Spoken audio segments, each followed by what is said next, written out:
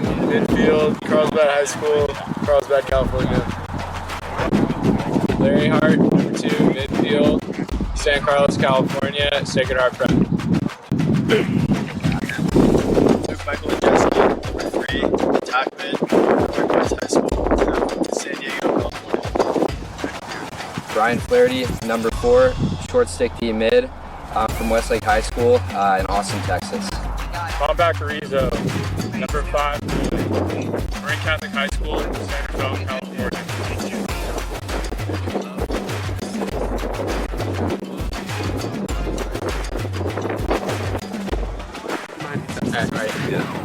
I'm Zach Cohen. I'm from Seattle, Washington. I went to Garfield High School, and I play midfield, and I'm number 7. Wesley Elliott, number 8, midfield, Los Gatos High School, Los Gatos, California. My name is Monty Toivola. I'm number 9. I'm an attackman. I graduated from Mount Baker Senior High School in Bellingham, Washington.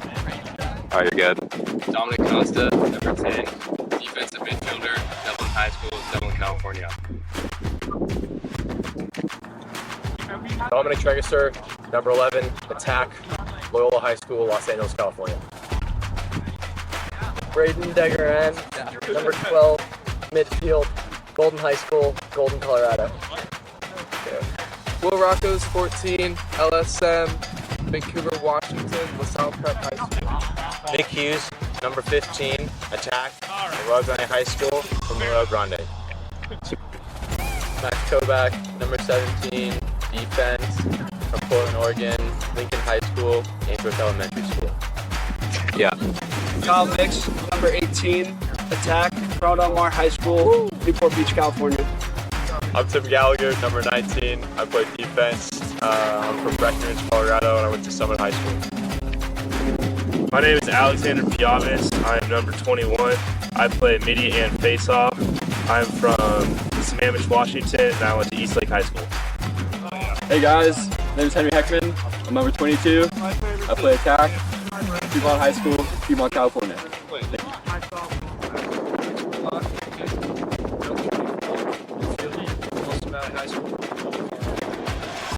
My name is Tanner Collins, number 24, defenseman, Westview High School in San Diego, California.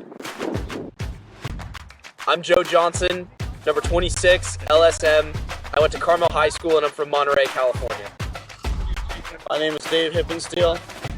My number is 27. I'm a goalie. I went to Woodrow Wilson High School and I'm from Washington, D.C. Jack Kramer, 28, midfield, Lake Washington High School, Kirkland, Washington. My name is Aiden Toole, number 29. I'm from midfield. I'm from Tamalpais High School. Lucas Chu, 30, goalie, Morristown High School, Morristown, New Jersey. Evan Brooks, number 32, LSM, Montgomery Vikings, Santa Rosa, California. Jake Brown, number 33, defenseman, Huntington Beach, California. Madison High School. Liam Bethke, number 34, midfielder, from Washington, Bellarmine Prep. Preston, 38, midfield with Avon Old Farm School, Fallbrook, California. Asian McLean Schultz, number 55, midfielder, Edison High School, from Costa Mesa, California. You're good. All right. Josh Gottschalk, number 66, goalie, St. Joseph High School in Brantford, Connecticut. Max Princeton, number 40, midfield, San Diego, California, and I went to La Jolla High. I'm Luke Humphrey. I'm number 97. I play attack. I'm from Mill Creek, Washington, and I went to Archbishop Berkeley. 98, face-off man from Carolinda High School. Griff Albensel, 99, defense, Bellevue High School in Bellevue, Washington. Coach Morgan Wilder, defensive coordinator, Oak Park, California, and I went to Southern New Hampshire. I'm Coach Dabrio. This is my 7th season as head coach of the Mustangs. I went to the Plymouth State University. Hi, my name is Belle Caffey, and I'm the head athletic trainer for Cal Poly Men's Lacrosse. I grew up in Slough.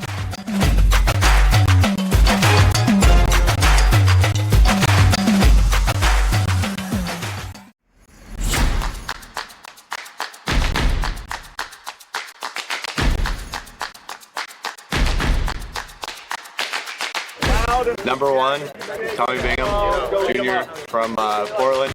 I'm an attackman. Went to Lincoln High School.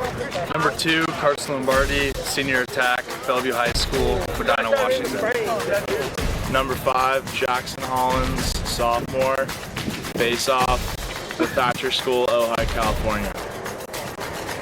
Alex Kryvinger, number 7, midfield, Redwood High School.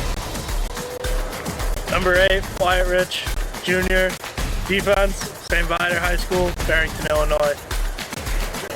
Number 9, Will Holler, sophomore, defense, Fenwick High School, Elmhurst, Illinois. All right, number 10, Casey Lanchoni, freshman, midfield, De La Salle High School, Alamo. Number 13, Ryan Fox, junior, short stick defensive midfield, St. Christopher's Middle School, San Jose, California. Number 14, Jacob Gilbertson, junior, midfield, Steamboat Springs High School, Steamboat Springs. Number 15, Aiden Oates, freshman, attack, Boston College High School, Newton, Massachusetts. Number 16, Charlie DiNapoli, junior, midfield, Bellarmine College Preparatory, Saratoga, California. I'm John Morris, number 18. I'm a midi attack hybrid from Lake Forest High School in Lake Forest, Illinois. Number 20, Mark Ellersick, sophomore, defense, St. Paul's Preschool, Orange County, California. Number 21, Brian Goodson. I'm a senior, midfield, Gonzaga College High School, Potomac, Maryland. 23, Jack Partovi, freshman, face-off midi, defensive midi, Jesuit High School, Portland, Oregon. Number 24, Cooper Brindle, freshman, midfield, Southampton, New York. Number 26, Peter Buckley Armis, sophomore, goalie, Kate School, San Francisco. Number 28, Christopher Batuello, freshman, defensive midi, Regis Jesuit High School, Denver. Number 30, Lewis Harvey, junior, goalie, Bellarmine College Preparatory, San Jose, California. Number 31, Charles Brossi, freshman, defense, Newton High School, Connecticut. Jack Egan, number 33, Regis Jesuit High School, Parker, Colorado. 36, Eric Berthasol, freshman, defense, San Ignatius, Burlingame, California. Number 40, Thomas Honey, freshman, any position that I'm possibly needed, Little Gators, San Francisco, California. Number 17, Trevor Williams, senior, midi, St. Ignatius, San Mateo. Number 27, Parker Underwood, redshirt junior, chief mosh pit officer, BOGO, IMG Academy, Woodside, California. Number 55, Nate Herstig, team sweetheart, attack, Lexington, Massachusetts. Number 33, Jack Egan, Swiss Army knife midfielder, Regis Jesuit High School from Parker, Colorado. Dial. So I'm number 22. My name is Patrick Cronin. I'm a junior. I play midfield, and I went to Loyola Academy in Wilmette, Illinois. Tomas Cleary, I'm a junior, attack, Scotts Valley High School, Santa Cruz, California.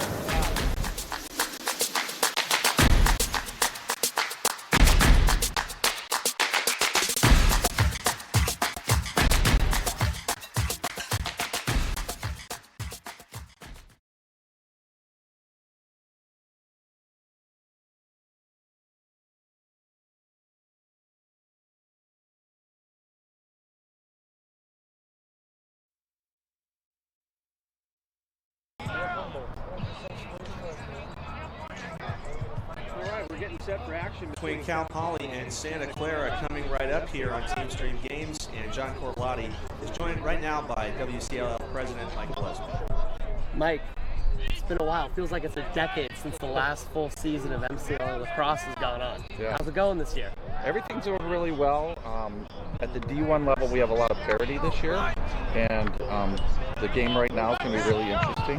Cal really did a good job, came out strong at the very beginning of the game, and San Robert just could not, keep up with it. So yeah, it feels like Cal over the years has kind of owned this tournament, or has been around top 2 teams in the league. So Cal's been here, Cal Poly a few teams, but it's good to have Santa Clara out here, a really competitive team. Yeah, Santa Clara actually beat Cal earlier in the season, and so they've had a pretty good season. Some ups and some downs, but they played out-of-conference competition really well. Lost to BYU only by three goals, so this should be a really good contest. Yeah, the WCL, strong league, always at least a few teams in the top 25. Anything you want to highlight just over the season or just throughout the year and things you're looking forward to? Yeah, I mean, it's been a really good year coming back from COVID. We haven't had the tournament in almost 3 years, basically. And so we're hoping to get at least 2 teams at the D1 level into the MCLA National Tournament. We'll see what happens over the next day or two. And also at the D2 level, we don't have an AQ this year just because of the way the competition kind of came out. And so UC Davis has a lot on the line over the next 24 hours because they're right on the bubble right now. And so they're hoping to get selected. So go ahead.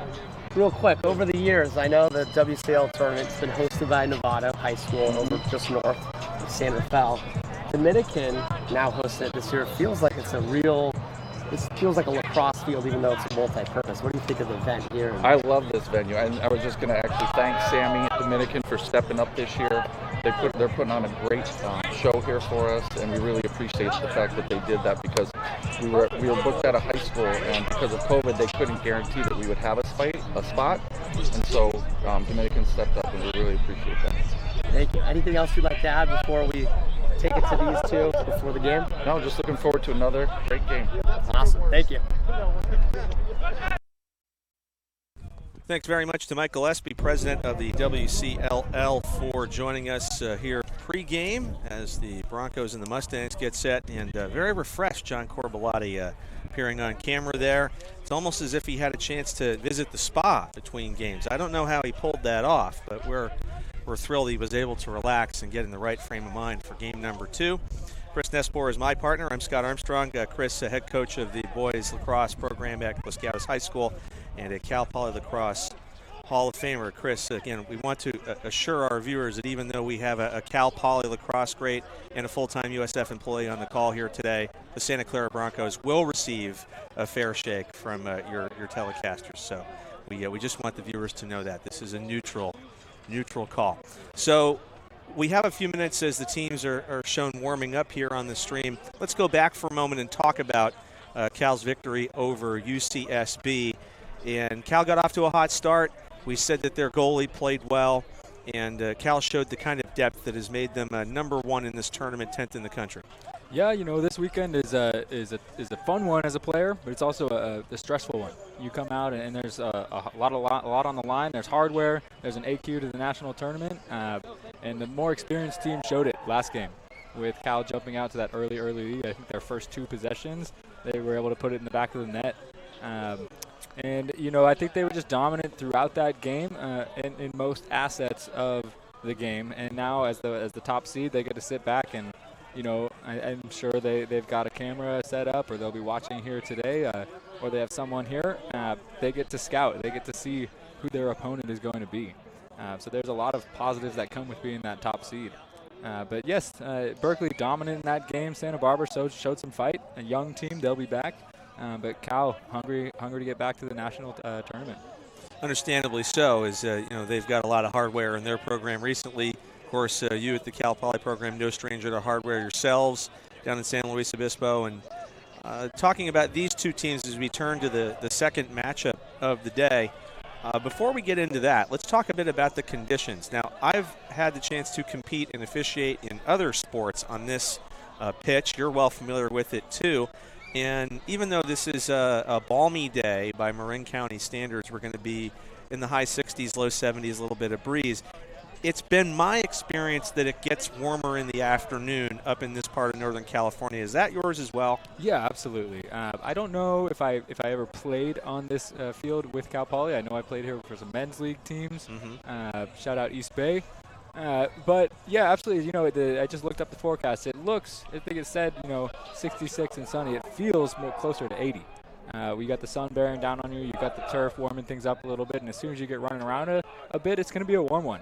And the sun isn't going anywhere, which is good. The goalie's got no sun to deal with. It's directly overhead. So we're going to get an even matchup, and very excited. You know, these two teams played recently, I think maybe 2-3 weeks ago, and the score, it was a 5-goal game, but both coaches were saying that it was a closer game than that. And so excited for the rematch. And let's talk first about the Santa Clara Broncos. They've got the national ranking of 20th under Greg Hollingshead. What is some of what they bring to the table, and maybe some names to look out for in semifinal number 2? Yeah, so Santa Clara ranked 20, as you said. Their season was 8-4 overall, so very, very good. You know, winning record with, of course, wins over Cal. Big win over Cal. They made a splash across the MCLA as that clip went viral with the student section storming the field there. And then they followed up that win against Cal with a win over UVU, and then they played BYU, who was then ranked number 1, very closely. So this Santa Clara team is no stranger to close games, and they've got a couple guys that are really going to stand out. So keep your eyes on number 2. That's Carson Lombardi out of Bellevue, Washington. He was selected as a first-team WCLL attackman this year. He was also just notified, or their coach told me, he'll be playing for Team Austria in the World Games next summer down in San Diego. Also to look out on Santa Clara is their goalie, number 30. That's Louis Harvey, or Louis Harvey. I'm not sure. Maybe someone can correct me. He was first-team WCLL goalie, so he's a big ball stopper in the net, and if he has a good game, then they're going to be right in this thing. And then lastly, their face-off, they have 2 guys who take face-offs, but number 23, Jack Partovi, will be taking the bulk of them. If those 3 guys play well, then Santa Clara likes their chances. And for Cal Poly, of course, program you know quite well. Who should we be looking for here for the Mustangs today? Yeah, so Cal Poly coming in with a 23 ranked nationally, and I think obviously they beat Santa Clara, and so they're lower ranked, but they beat Santa Clara. They also have a 6-7 record overall. So, you know, that doesn't look great, but if you look at their season, their 7 losses are all to teams in the MCLA top 25. And they finished the regular season with 4 straight wins, all in league, which is why they were able to secure the first-round bye, and they're the higher seed here today. You know, there's a few players that stand out. Of course, WCLL Offensive Player of the Year, Luke Mikulijeski, who we may be calling Miko throughout the broadcast here. He's number 3, and he is fun to watch. He's shifty, he draws the slide, and he's got a nasty shot. So look out for number 3. He's a captain, and another one of the captains there is a senior, Dominic Tragasser. He's number 11. He's been a staple on this team for some time, and he'll make some noise on the crease. He's a big body, he's a lefty, and he's one of those guys who knows how to find the open spots. Lastly, you know, I'd highlight number 99, Griff Haublitzel. Again, another one of their captains. So these guys are captains for a reason. Haublitzel, first team WCLL defender. He was also first team in 2020, and he's one to watch for sure. He'll have a matchup. It'll be him against number 2 Lombardi on Santa Clara. Actually, both high school teammates. So that's a fun storyline to watch. Looks like we are lining up for the national anthem unexpectedly. So we will take a break.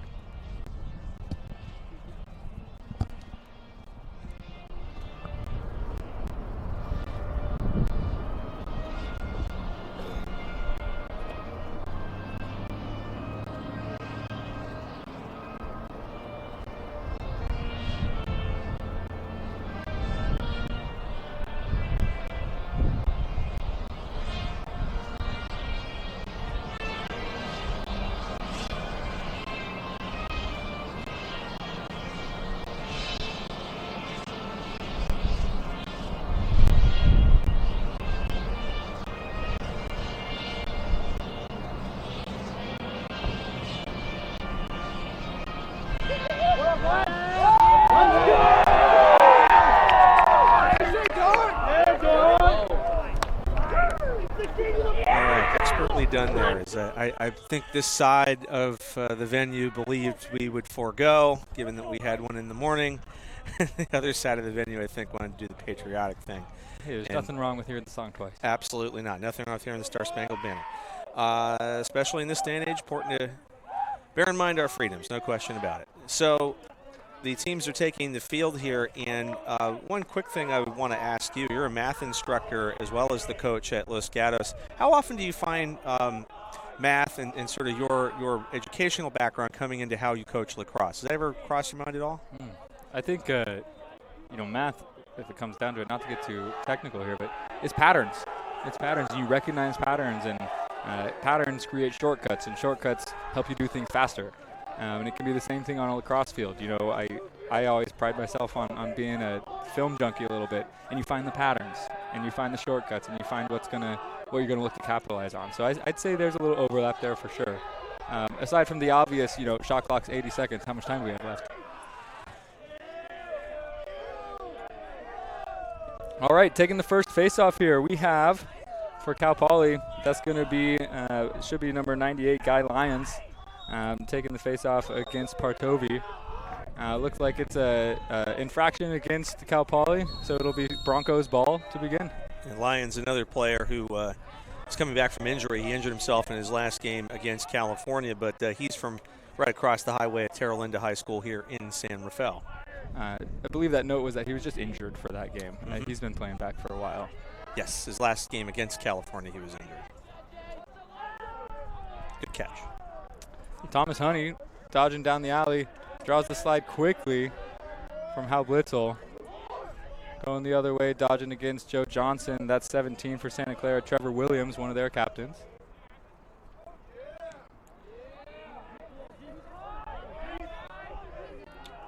Ball works its way back to Honey. Cal Poly sending the slide pretty early here. Looking to make them string together passes. Hal Blitzel marking up on Casey Lencioni.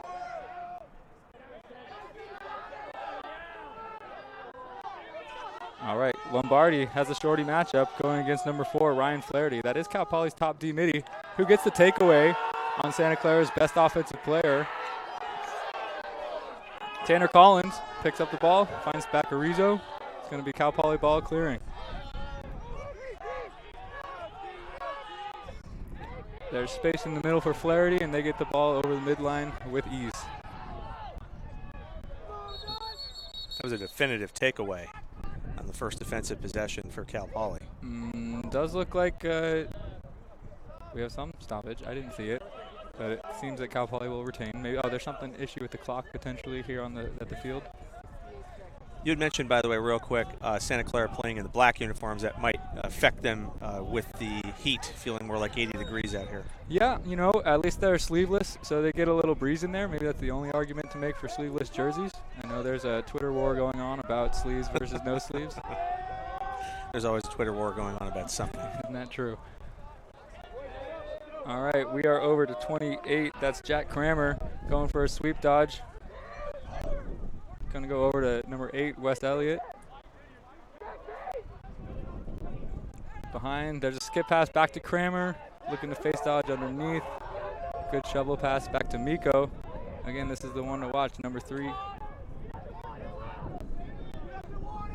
Got a tough matchup there. Good pick, it's run through there, and now Miko's got the shorty. Timer's now at 20. You know, one thing against Miko, he is pretty strongly right-handed. His right hand is pretty good, but the Santa Clara is keying on that. And goalie makes a stop and makes one pass, and we're out in transition.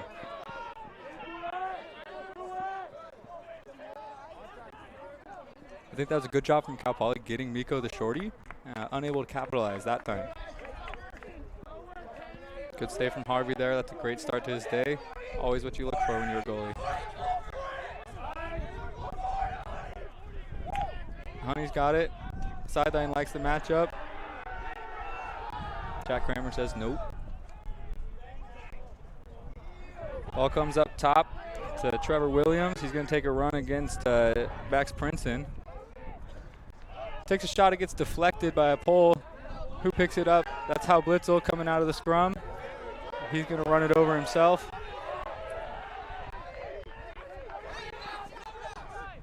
Finds Princeton.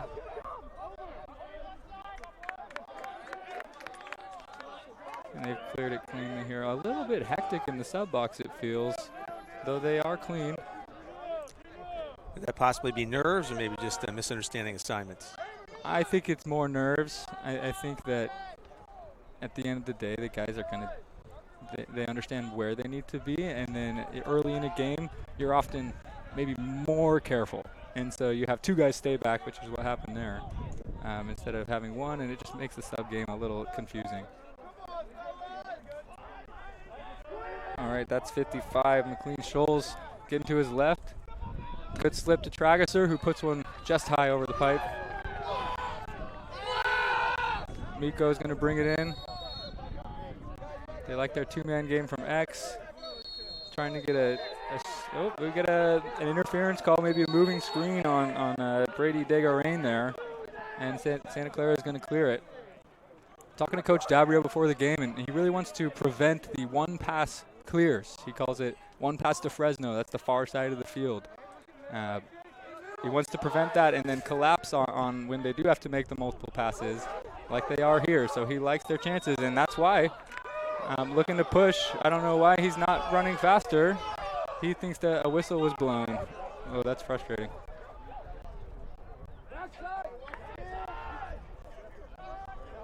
Just as we were talking about, making them string together multiple passes on their clears is the strategy that Cal Poly wants to employ here. Sorry if the mic picked up any language there. He's not wrong.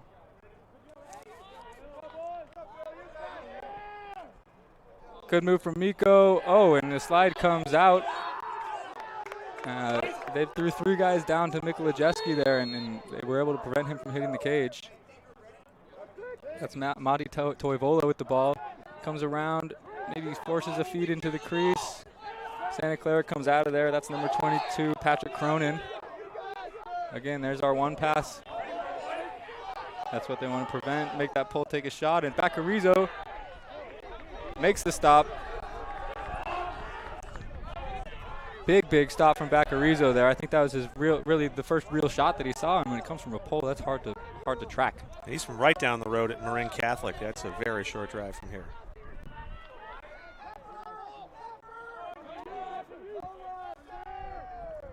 '28 Jack Kramer with the ball. Passes up to number 8, Wes Elliott. Kramer gets a step, middle of the field, and tries to find probably, that was 1, Taylor Keller on the crease. Unable to connect, but Trageser comes out of there.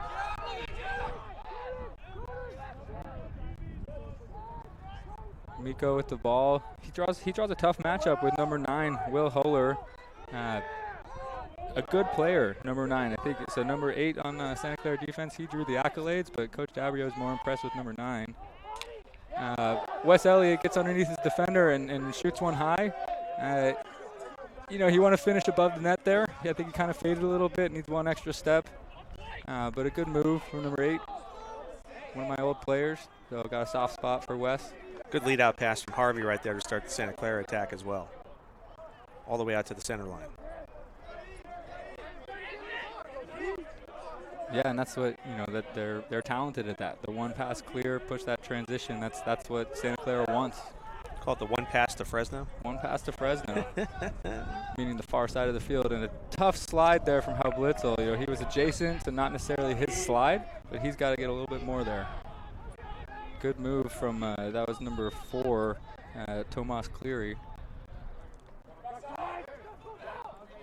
Bingham, one of the Santa Clara captains with the ball, gets his guy hung up a little bit. Oh, tries to go backhand, and another great save from Baccarizo on a nice attempt.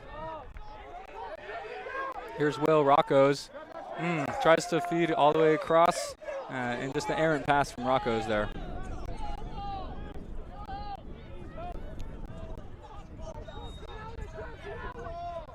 Excuse us.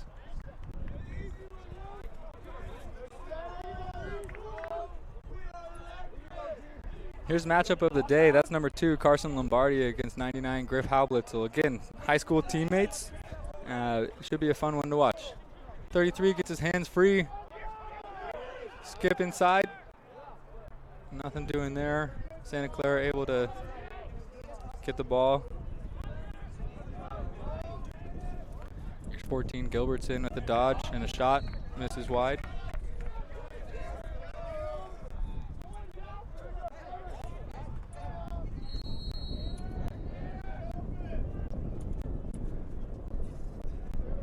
That's Lombardi, who now is drawing number 24, Tanner Collins. another one of he's a junior captain, so you like that matchup if you're Cal Poly still. You trust Campbell Collins there.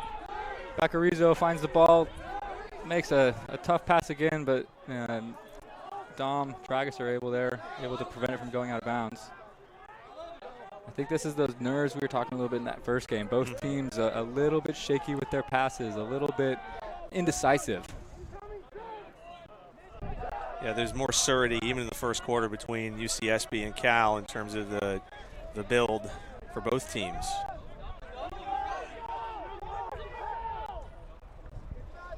Tragus somehow holds on, shoots high again.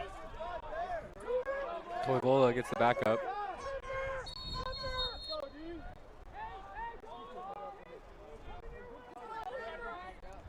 Jack Kramer with the ball. He's got a shorty matchup. Gets to the middle of the field. Takes a shot. He was pressured there. Didn't get his whole body behind it. Cal Poly keeps possession.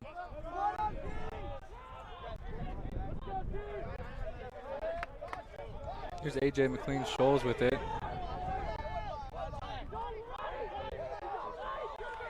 Oh, nice check there at the ice pick. Unable to come up with the ground ball. It's still loose. Ball's still up there. Kramer able to come out with it. Dump into the middle. Tragus with a good shot going low. Again, this is wide. So he went high on the last one. He goes low on this most recent attempt. Now they're disputing who touched it last. Yeah, the argument there is for a shot clock reset or not. Refs make the call. Did not touch the goalie, so no shot clock reset. We're going to ride here. High pass to the pole, but there's the Fresno. They want to get it over there. Push on Cal Poly. It's going to be Santa Clara ball. This game feels like much more of a grind in the opening 6-7 minutes. Absolutely. These guys are getting after each other a bit. Setting a tone. John Morris taking some good checks there. Good job handling pressure. Maybe we'll find Thomas Honey.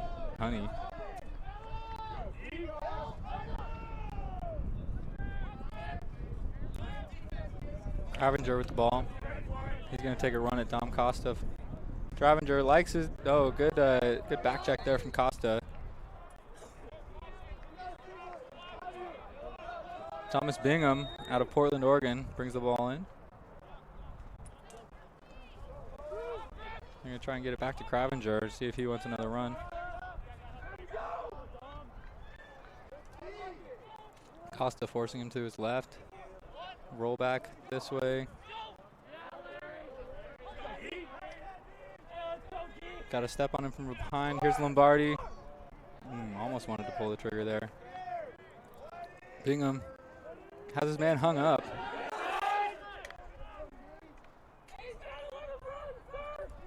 Collins able to pick him up. Force inside, not a force, but a pass inside. Honey with the shot, bounces over the cage. Broncos ball. We're at the 3.5 minute mark approaching of the opening period as we are working to restore our clock on screen, but the scoreboard clock says 3:35 remaining. Another save from Baccarizzo there. Good job by the defense to collapse. Ball's loose. Collins comes up with it. They're going to call interference here, Santa Clara ball.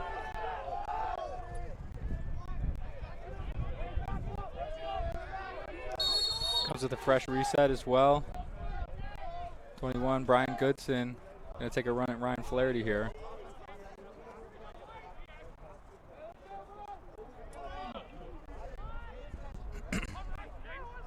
Here's Goodson going on Flaherty. Goodson lowers the shoulder a little bit. Flaherty, second team WCLL D midi, he's up for the matchup. I like that physical play. Yeah, this has been a physical first quarter. A lot of adrenaline within the veins of both teams. Gets back inside, ball gets deflected. A lot of shots being deflected right now. I don't know if that's well-timed slides or if the shots are just hanging in the stick a second too long. Probably a bit of both. It looks like our clocks do match up now. There is, in fact, 2.5 minutes left in this first quarter. Cal Poly is going to sub on their first line middies. That's Taylor Keller, number 1, number 8, Wes Elliott. Maybe not true first lines, but Brady Jagarane is rounding out the midfield line. Also trying to find out what lineup works, given that we have a scoreless first Keller quarter. gets underneath, finds Miko, who puts it just wide. A good ground ball from Mati Toivola, and a nice body there from Elliott. Again, Keller likes his dodge to his left. Going to keep coming around. Low angle shot. Gets saved. And we've got a push on the Broncos, so it'll remain Cal Poly ball. Should be a fresh reset as well. 80 seconds. How amped will one of these teams be if they have a 1-0 lead at the end of the quarter? Man, this first goal is the sidelines are going to erupt. Before the game, these teams are a little bit of chirping, a lot of emotion. Obviously, they understand what's on the line. 8, Wes Elliott rings one off the pipe after dancing a little bit. Quick point I'll make is that you don't want to wear yourself out, either in this contest or if you should be the victor against a very formidable Cal Bears team tomorrow. So energy management would be key. Yeah, I think so. And, you know, this is an ideal first quarter if you're Cal Berkeley. Both these teams, you know, running their guys, working hard. And there's a back check there. Nice job from 21, Brian Goodson, able to dislodge the ball. Santa Clara is going to see if they can get a shot here in the last minute. They have a guy wide open here. He could push if he wants to. That's the second time number 8, Wyatt Rich, he's one of the senior captains, has been open in the middle of the field. It seems that they're content leading him on the clears, and that time he throws it away. So that's the first time he's made that mistake. But look for number 8, I guess, in transition today. And I'm noticing a coach, and I believe I can call you that, for you are a coach of a very good high school team. I'm noticing the body language of the two teams as they come off of this timeout with 1:03 left in the quarter, and a lot of really steely faces. Sometimes you come into a timeout and there's more jocularity, there's more hyping each other up, but this is a very focused set of two teams coming back to these huddles. Yeah, I think you come into a game and you have a game plan and you expect your game plan to work. 14 minutes in and neither team's game plan is working, at least on the offensive side of the field. So you come in, I'd be curious. I'd love to be a fly on the wall, so to speak, of these huddles offensively to, you know, gather the troops and really get everyone on the same page, because at this point, 14 minutes in, you're like, okay, what's going on? Why aren't we scoring? What do we have to do differently? So curious if it has to be done differently or if it just has to be done better. Might also, the two coaches might realize that the first goal in this game will be critical, because we're going to have another break here in a moment, which will help the teams maybe lower their adrenaline level a bit. But all the same, I bet both teams desperate to see, maybe not in this quarter, but get that first goal. Because as you said, that bench is going to erupt. Yes, you want to see the back of the net move here before the first quarter if you are either team. Well, does look like Santa Clara is coming out with the ball, so I guess that pass was tipped. So no turnover there from Wyatt Rich. It is in fact Santa Clara ball. We've got 1 minute and 1 second remaining, so shot clock is no longer in play this quarter. Unless they release an early shot, in which case Cal Poly would get one more try. They get another try, but shot clock's here. Ooh, nice poke check there. Yeah, the 82nd no longer applies. I hear you. That is a great play. I think that was 33, Jake Brown. Great early poke, gets the ball on the ground, lifts the bottom hand as he's going for the ground ball. That is textbook. Yep, and frustrating for Santa Clara, come out of the timeout and you only have the ball for another few seconds. Almost a mistake on the clear there, but Ryan Flaherty able to keep the ball. 30 seconds.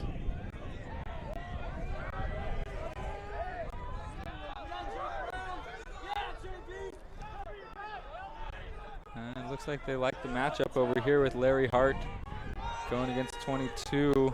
That's Patrick Cronin. They're going to work it through X and back up top. High pass for Trageser. He wrangles it though, and this ball is hitting so many bodies, you guys.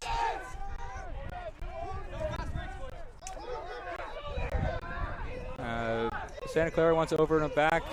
The call is that Santa Clara is they're the ones who kicked it over.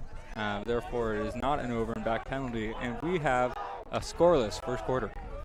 I thought it was apropos that the final few acts of the quarter were a blocked shot another blocked shot, and then a skirmish at the center line. Yep, that's if you have to define or describe this first quarter, you just watched it.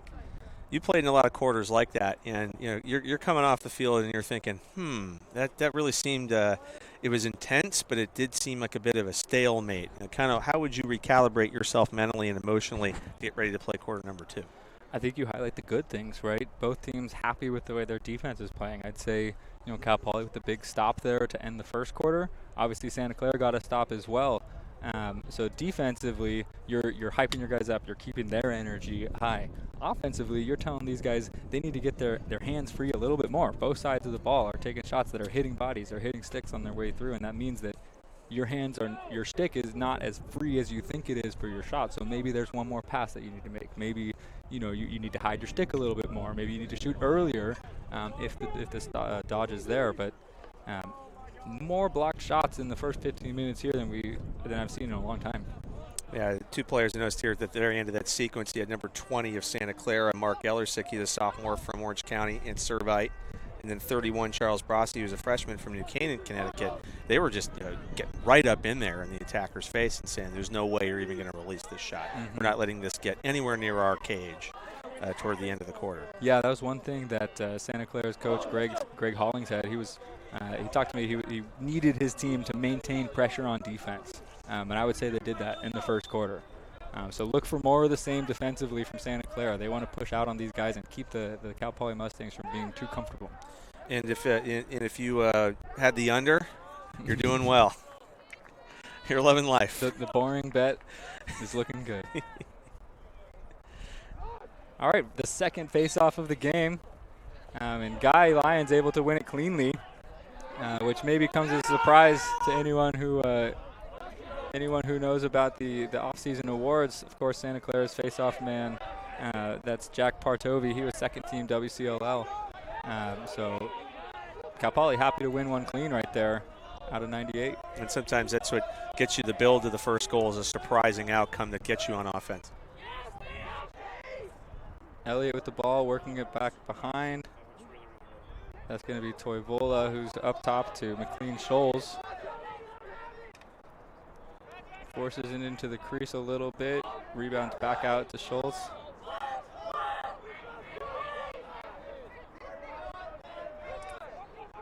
Kramer draws the quick slide. And another one. They're switching off on Kramer up top. He gets back to his left. Another quick slide. Santa Clara looking very tight defensively. Elliott dodges. Oh my goodness, nice save there. Mati Toivola with the doorstep stop, and that's Harvey making the save low. Nifty stick movement there. So there's my nifty, we're tied.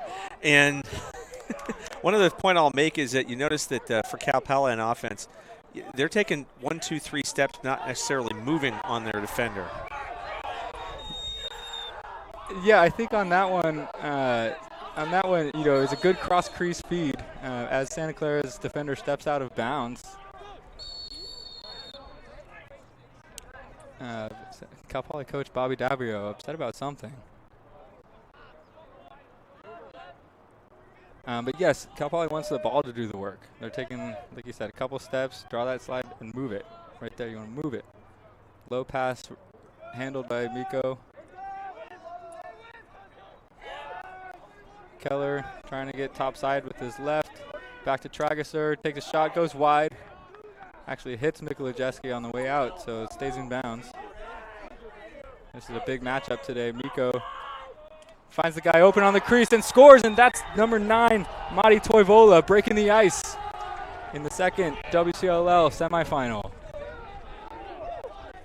Watch this replay. You'll see 55 set a really nice a back pick there, or a camo pick sometimes, where he sets up on one side and quickly jumps the other way, frees up, we need to fix that graphic, frees up the hands of Miko. He's able to get the cross crease feed, and good job finishing. All right, so it's the number 9, Toivola, from the number 3, Mikulijeski, or Miko, at 12:50 of the first, and Cal Poly gets that critical first goal. Lions again does a good job of raking it out to the left. That was Jackson Hollins on the face-off that time for Santa Clara. And, you know, I was talking to Coach Dabrio before the game for Cal Poly, and he had told me, look for a lot of face-offs to get swept out to the left. They're content to give up with the new face-off rules. You can give up the clamp, and you can sweep under it and kick that ball out and make it a scrum, and that's 2 in a row for the Mustangs. Ball's up top with Degarain. Mishandled a bit, but overextended by Santa Clara. And Toivola tries for another on the crease. Backed up by Mikulijeski. Here's similar action. Want that pick to get a shorty. And oh, that's a tough one if you're Cal Poly. Number 29, Aiden Toole. He's a freshman. Stepping on the crease as he sets his pick. Bounce pass off a leg. A little too fancy there from number 20, Mark Ellersick. Cal Poly clears. Miko with the ball in the back left corner. Aiden Toole, let's see if he can make up for it. He'll have to wait till next time as he subs off. He's another local from Tamalpais. A few exits down in Mill Valley. Wind picking up here as Kramer is going to take a run. Sweeps high with his left. They're sweeping and looking to feed crease. That seems to be one of those patterns. Miko with the ball behind again, bumps it back behind. Elliott with it on the crease, finds Toivola for the second goal of the day. Looked very similar to the first one. You called it, Coach. The pattern, I think what they're looking for is to see if Santa Clara's defense will be late to shift over to ball side, and Cal Poly has exploited that loophole, if you will, for 2 straight. Yeah, and I mean they're doing 2 things. They're sweeping high and popping off the crease. If they don't get that, they're going to X, and they're trying to get a shorty, one of the Santa Clara short sticks behind the cage where they're maybe a little more uncomfortable. Let's see if this ball squirts out to the left again, and it does. Good kick from Guy Lyons there, and Ryan Flaherty is able to pick it up, pushes ahead to Joe Johnson. Joe Johnson likes to shoot, but he's going to dish it to Miko, and it goes out of bounds. Cal Poly will set up their ride, take away the quick Santa Clara clears. And Santa Clara's had to play a lot of defense here lately, so they will probably look to build, I would think, and look for a decent shot in this 80 seconds. Harvey possessing. Finds number 40 there. That's Honey. Harvey to Honey. He's going to take it down the alley. Lombardi possesses ball at X.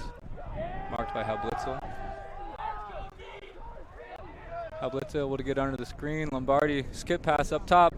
Again deflected. Ryan Flaherty, nice job getting in the way of the shot from Brian Goodson there. Santa Clara keeps the ball. That's number 1, Thomas Bingham.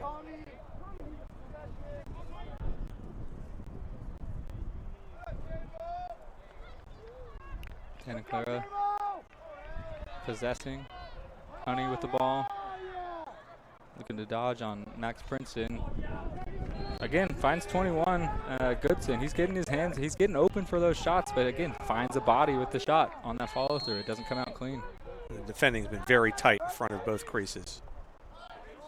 That was 18 on the dodge. John Morris there. Sticks got hung up a little bit. Santa Clara still has it. A little bit of chaos. This is good time for Santa Clara. Nice save from Baccarizo. And Bingham's got the ball. And something happened there. I didn't see it, but it's Cal Poly ball. Santa Clara staff is irate.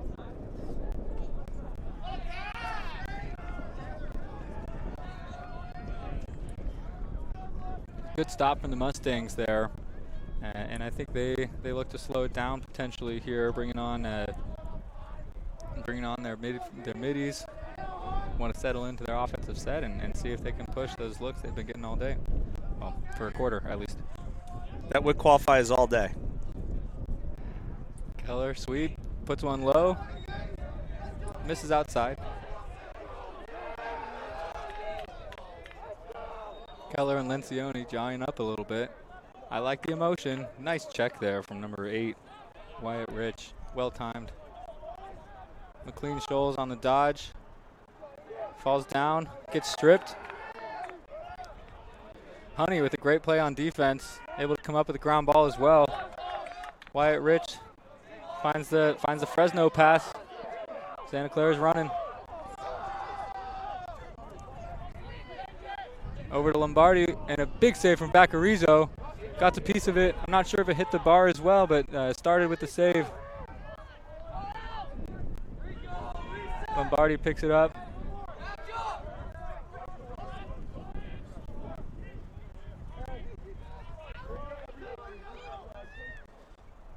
Pretty sure there might have been offsides there. Defender came back and no one came on. Yeah, we haven't seen that called much so far today. It's a sign of a smart offense, disciplined, more team general. Yes. At this level, you'd hope you wouldn't have too many of them. Cronin taking a run down the right alley, finds on the crease. Baccarizo goes low. Great save again. Baccarizo came to play today. Of course, as I say that, throws it away. Certainly this point in the season, you would hope that wouldn't be called on the team very much.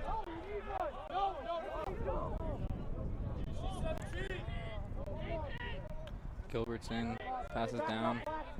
It's going to be Lombardi with the ball. Morris down the alley. Good job by Dom Costa to get a stick check there. As Morris is winding up for the shot, he goes over the head and gets a piece of the stick to throw off the shot. Lombardi gets a step. Marked well there by Tanner Collins.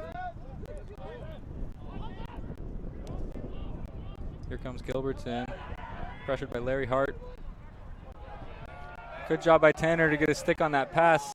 He got a stick caught in the legs there. I'm not sure what the call is. There is no call. They're letting the boys play. Looked like Larry Hart came in and laid a nice hit to keep Lombardi from picking up the ball. Finds the open Dom Costa. Over to the other Dom, Trageser, and Coach Dabrio is going to call a timeout. We are a little over halfway here in the second quarter, and Cal Poly's up 2-0.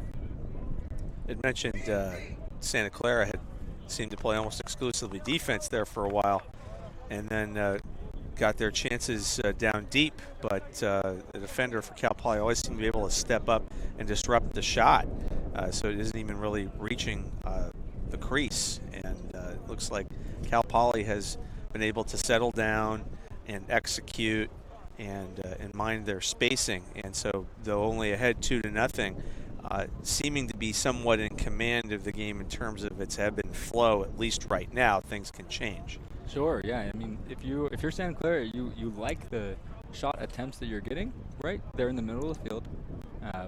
10 to 13 yards is a good spot to shoot from, and you're finding resistance. And I don't know, defensively, a defensive mantra would be, you want to play inside out. You don't want to give up those doorstep goals that Cal Poly has gotten. So you want to protect that and then fire out. And we're seeing Cal Poly doing that when they're deflecting those shots. Those guys are coming from the crease and then working out to deflect a shot. And maybe what Santa Clara needs to do there is give a little hitch, let that guy come, and then get around him rather than shoot kind of like a one-timer in hockey. Right. I was just thinking, see if you agree with this, that Santa Clara's first goal is probably going to be something like that requires some creativity in and around the crease, or it's going to have to be somebody just really buzzing one in from several yards away, because just going and heading down the alley or heading straight forward is not working for them. Especially with the way Tom Baccarizo is seeing the ball right now. He's made some pretty fantastic saves. I think number 2, Carson Lombardi, he's not frustrated, but he's hunting. He wants to take over this game. And he's gotten a step a couple times. I could see him, getting close to turning that corner. So watch out for number 2. We'll restart here. That's number 8, Elliott, with the ball. Miko gonna dodge top side with the pick. Good job getting around the pick from the defense there. Back to Elliott. He's gonna push behind. Looking to skip it. Got a save there on the shot from Toivola. Missed ground ball, and then here comes Santa Clara with it. That's 31, Charles Brossi. Pushing transition. good effort there from Trageser. That's an attackman riding the ball all the way down, recognizing that he can go. His middies will stay on side for him, and he gets the turnover on the long pole there. Just fantastic effort play. There's a man on here.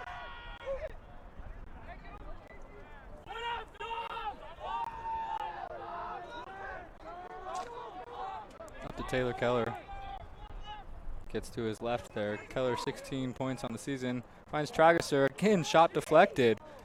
Finds some junk on the way to the cage there. Sticks on the ground. Great check from 20. Mark Ellerstick again. We've been saying his name a good amount there to dislodge the stick. We got Wyatt Rich again down on the offensive end.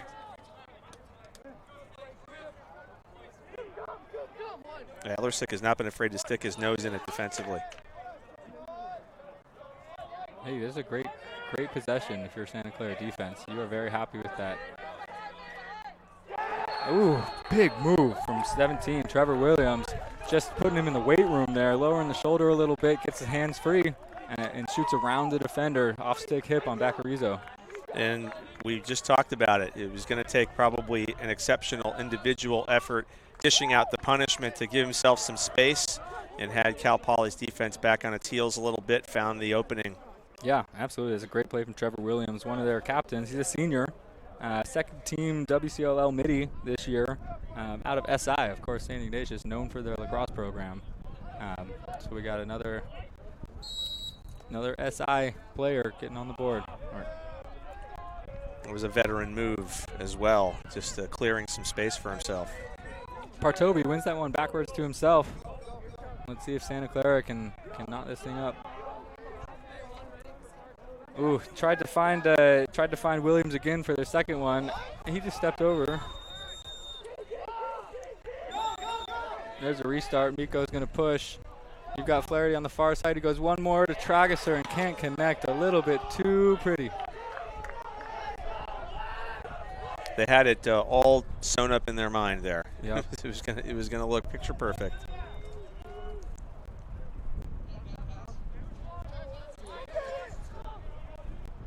All right, it's Mustang ball. 4 minutes, 40 seconds left here. McLean Scholl's getting a lot of run out of the midfield. He's going to take one at Trevor Williams, who just scored. This is the strongest wind we've had all day in either game. Shot again, deflected in the middle of the field.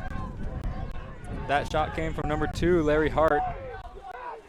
Trevor Williams wants to do it all himself again. Hits the pipe. And he's come up hurt as well, holding his left hip. Oh, you do not like to see that. There's a great individual effort from Williams on his way down, and you know, you hit that point where tough to make a pass. You just go for gold and try and get it all the way. And I think we got some bodies mixed up. Hopefully it's a stinger. Hopefully something that allows Trevor to get back on the field. Of course, being the goal scorer for Santa Clara, they want him back out. Yeah, he may have fallen on his tailbone there. I know the actual anatomical word for it, but this is a family show, so I'm not going to attempt it. But not to make light of the injury, he is indeed holding his lower back, so he may have felt some pressure coming up from underneath him. Not sure if we have a replay on that, okay if we don't, but it looked like him having his legs come out from underneath him unexpectedly. Tomas Cleary, right off the restart, loses his guy a little bit. Honey with the ball, working up to Goodson. He's taking a run against Dom Costa. Draws a slide, and here's Lombardi. Back to Bingham, one of the captains. Lombardi, good hitch right there. Jack Egan wants to run with his left, draws a slide.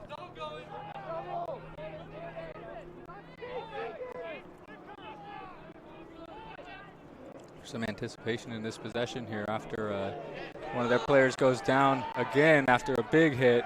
I didn't see who laid the hit there, but that was 21, Brian Goodson, taking the shot, and he paid the price for it.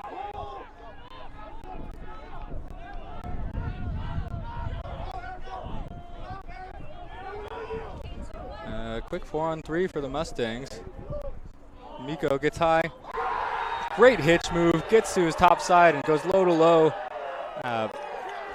just a good job taking advantage of the sub game there. Santa Clara a little out of sorts. I think, didn't help that Goodson was coming off the field a little hurt, so he was slower, but able to take advantage of it and recognize that they had a 4-on-3 as Wes Elliott brings it down, feeds over to number 3, Luke Mikulijeski, a hitch, and just low to low, puts it far side pipe.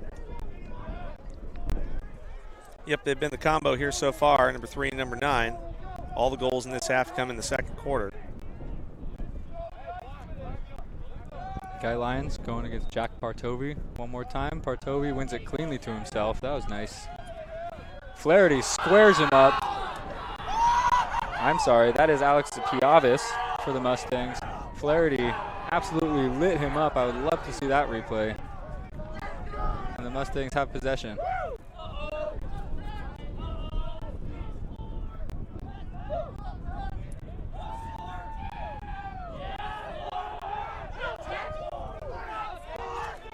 .28 with the ball, that's Jack Kramer. The Mustangs look to capitalize on this momentum and this emotion that they're bringing into the game right now. Brady Dago-Rain all the way over to 21, Alex Piavis, and he scores. Did a good job of getting one more pass there. I think the whole defense thought that Dragicer was going to take the shot, and he dumps it to his teammate, get the goalie moving a little bit, and then the shot comes right back the way the goalie just came from. Right, you wondered how Cal Poly would respond. Santa Clara's first goal of the afternoon was an individual effort from Williams, and they seem to have almost been energized by it. Like, well, we're not going to let that get us down. They have played their brand, and that 3-goal lead. The face-off dot, we have Guy Lyons, who going against Jackson Hollins, who is out for Santa Clara. So after taking that hit, Partovi, whether it's a permanent or less, or not permanent, but a longer injury or a quick one, Partovi not taking place in that face-off. Infraction on Santa Clara. I think it was loose ball hold, and Cal Poly is going to settle in here for another possession.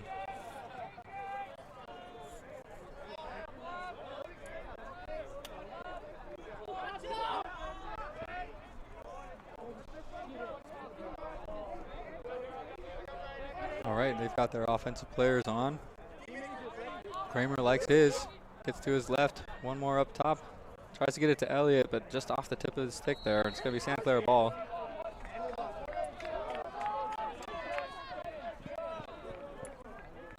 Mark Ellersick bringing it in. Back to Harvey. And finds an easy clear there from Cravenger. Good spacing by the Broncos.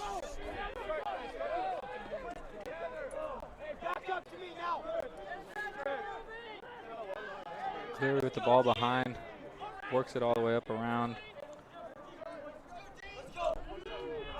There's that Bingham with the ball. Cleary dodging on a shorty, turns the corner, tries to go high and stuffed by Baccarizo, who again is just really keeping these guys in the game. I think that Santa Clara is getting the shots that they want, and Baccarizo is just denying them. All right, good goalie play. We talked about it for Zach Blake for California in the first semifinal today. Santa Barbara was getting the shots they wanted, but Blake was turning them back on a routine basis. Yep, another good patient clear. Oh my goodness, talk about good goalie play.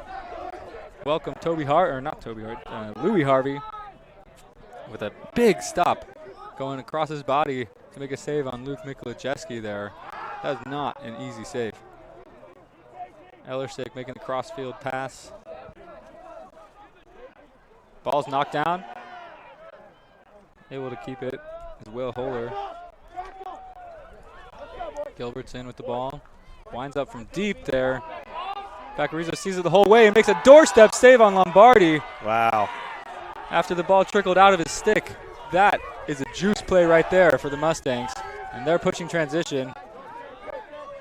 Maybe want to hold on to it. There's 43 seconds left. That has got to be frustrating for Lombardi. Oh my gosh. Is there any way we can get a replay on that one? Because 2 saves in a row. One low, one high. That's impressive. Baccarizo, playing, like you said, hometown here, San Rafael. the cliche is that, in front of the hometown fans. Well, he's probably in front of the same fans he would be in front of if this were being held in another part of the Bay Area, another part of the state. But he certainly has seemed comfortable there between the pipes and has done terrific work on goals you think he would not be able to keep out, and shots you think he wouldn't be able to keep out. But he's done it. Yeah, and that first shot, I don't recall who was the shot from deep there. But that's not a shot you love if you're Coach Hollingshead. Early in the possession, you're staring the goalie down. There has been no passes there. He knows where the ball's coming from. Sure, you changed planes, you went high to low, but you want to move the ball a little bit more, especially with low time. You could have held on to that ball. You could have got it maybe a better look than that. That was pretty much at the top of the box. Yeah, Santa Clara's had a rough go in the first half, not able to convert because of the fine work of Baccarizo there. But on the other hand, they have to feel going into the halftime chat that they're very much in this. It's been an intense game. Yes, very much in this. This is 4-1 ball game. Cal Poly's going to come out and try to put another one here. If they do, it's still only 5-1. That's 4 goals, which is, in lacrosse, 4 goals could be a matter of 4 minutes. Yeah, teams have not been, and of course we're talking about a couple big prize fights coming up tonight, some next weekend. These teams have been throwing combos and flurries at each other throughout the first half. All right, Cal Poly with 30 seconds left. Let's see what Coach Dabrio draws up. Coming out with a 1-4-1 set. A lot of bodies in the middle here. Maybe they're running one of their man-up plays. Got a little bit of a wheel. Errant pass there, and Elliott unable to handle it. I think that was Ellersick again, getting the ground ball. Pushing upfield quickly to Rich, who finds Lencioni. Nice move from Lencioni. Ball gets dislodged, and there's the buzzer. So not what Cal Poly drew up there. Santa Clara, good job of getting it downfield and getting a chance. And this game is a dogfight. Your scorers after one half of play. Pair of tallies for Cal Poly's Matty Toivola, excuse me. On both of those, he was set up by Luke Mikulijeski, or Miko. Miko scored the 3rd goal for Cal Poly with about 4 minutes left in this period. Santa Clara's lone goal coming from the number 17, Trevor Williams, who then went out with an injury. We hope he's okay and can return in the second half. Final goal of the period came about 3 minutes remaining from Cal Poly's number 21, Alex Kievis. And we've got an interview coming up with John. Throw it over to you, John. Coach Dabrio, defense near perfect. 1 goal. What's been the key to slowing down Santa Clara's potent attack? I think they're playing really good on-ball defense, and the goalie's making a lot of saves. I think Tom's bailed us out a lot. Our defense is playing well. They're communicating well. They're not giving up a ton of great looks, but every time they've got a great look, Tom's shut the door other than that one time. So I think Tom's been the difference this half, and I'm hoping that we can string together some more passes next half. Yeah, offensively, it seems that the team's having a little trouble unlocking some of those slide packages. They're beating their man, but the shooting, 1 pass away, having a tough time clicking, filling up the goal. What's going on there? One thing I'm seeing a lot is they're looking at their partner, their mirror guy, and they're running right into him instead of running away from him and looking to draw his man and feed. And that's something that we want to do. We want to draw that guy and feed him, force him to rotate, and we're not doing it right now. And when we do it, we're not executing. So look for us to start executing there and getting our 2-man X going. You've been known for a fiery halftime speech. Anything you're going to tell these guys to get them going so they can get into the championship game tomorrow?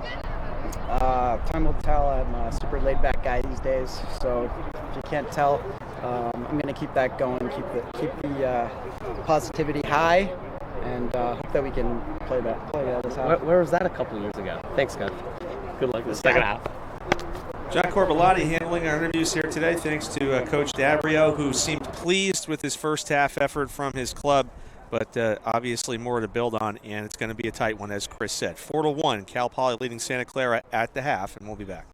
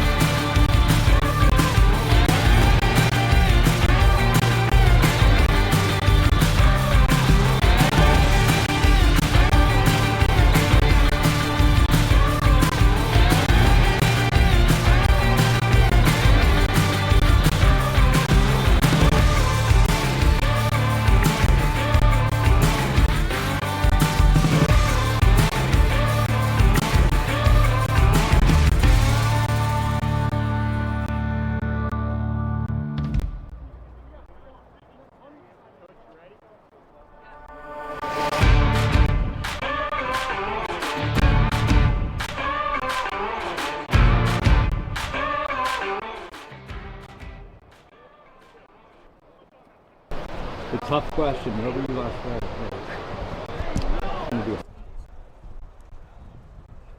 We're back and we're approaching second half action here from Dominican University. And right now, John is with the Santa Clara head coach, Greg Hollingshead. Coach, one goal in the first half. How do you jumpstart that potent attack and get them going, get them into the game? Yeah, we had a lot of good looks out there. It's really just finishing them at this point. We had ball, more out possession time than they did, right? But we just got to get the better looks and make sure we finish them this time. Trust our D. Our D's playing a hell of a job out there, stopping these guys, keeping it to only 4 goals in a whole half. I mean, I can't ask for any more on that, yeah. The offense just got to pick up theirs. The defenses look great. Seems like your slide packages are just throwing off the middens of Cal Poly. How do you continue that, give them different looks just to keep them off balance in the second half? Yeah, so we actually have probably 4 or 5 different defensive schemes that we kind of throw at these guys, keep them off balance and do just like you said, keep them guessing the whole time. So it's basically just about utilizing those and finding the best ones for us. Thanks, Coach. Thank you. In the second half. Thanks, guys.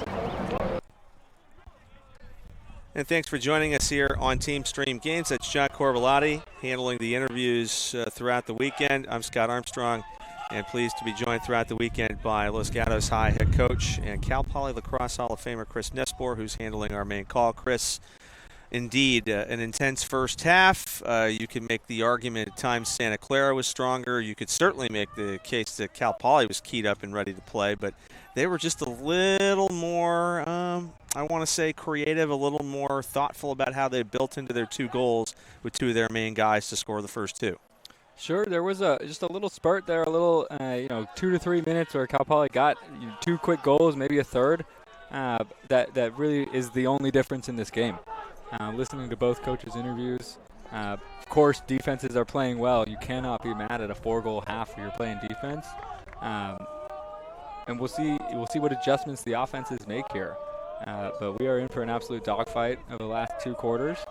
It's going to come down to a few things. I think one of them we're seeing right here on this first face-off is where is Jack Partovi, Santa Clara's main face-off guy. As that time it was Jackson Hollins again. Remember, Partovi took a big hit after one of the second quarter face-offs, and that could be a difference maker. And to build on that point, I was going to ask and wonder out loud, Trevor Williams, the 17 shirt, was going to come back on the field, and he immediately re-enters and is part of it, and he seems to be moving around okay. So that's a big bundle of good news if you're Santa Clara. Yeah, that is a big boost for the Broncos, and we're a little ugly here to start the second half as the Broncos went off sides. Cal Poly proceeded to throw the ball out of bounds unpressured. But a nice check defensively, and Griff Blitzel is bringing the ball up the field and elects not to push anything as the nerves are high in a close game with a spot in the WCLL final tomorrow on the line. Well, they come out as amped up for the second half as the first, surely not. It was a very high adrenaline level to begin the game. Taylor Keller going to dodge right on 17 Williams there. Oh! Sticks it with his left hand. Good placement right there. Right in the top corner. That's off stick high. Tough for the goalie to get to, and I think Keller that was a hard shot. You can see when the ball just drops off the net like that. There was some speed on that.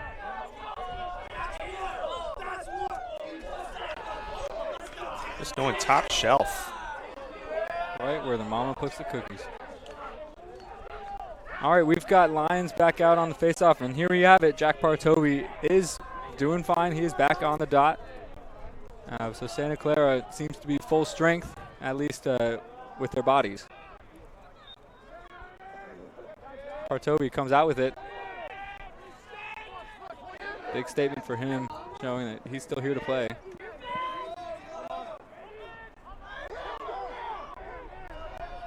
Santa Clara had a man open on the crease there for a minute.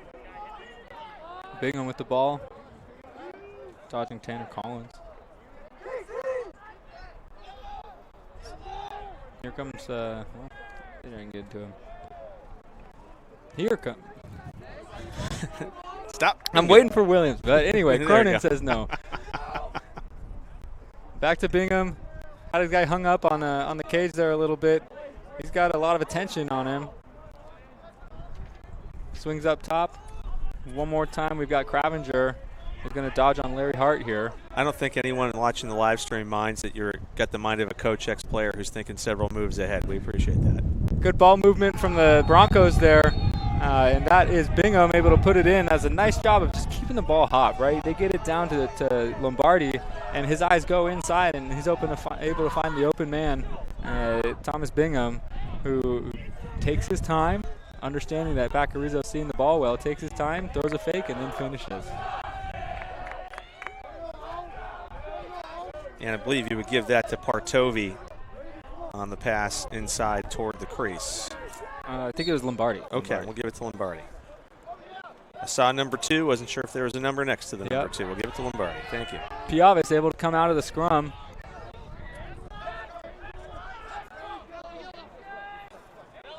Miko with the ball, waiting for his teammates to sub in.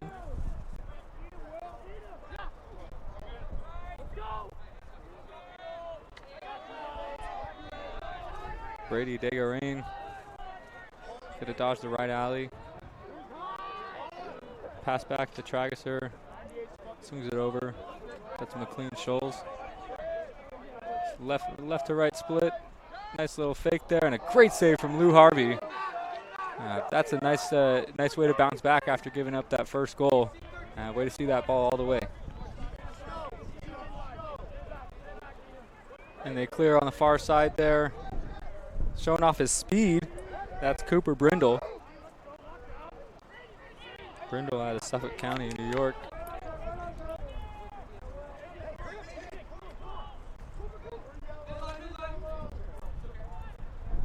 Over to Lombardi.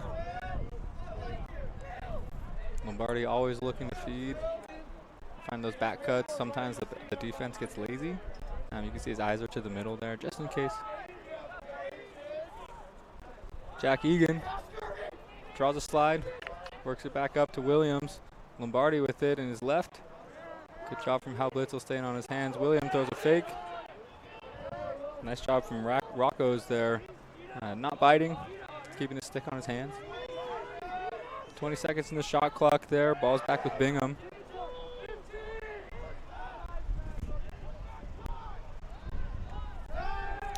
Santa Clara looking to dodge the shorty behind. Draws a slide, that's Hal Blitzel. Ball's down. Sure feels like shot clock's gonna expire. Cal Poly ball. Looks like Santa Clara was looking for something to happen on the interior of their offense, and there just wasn't. They weren't dodging too hard. Maybe Cal Poly was sending that slide early, but nothing happening there offensively. Cal Poly ball.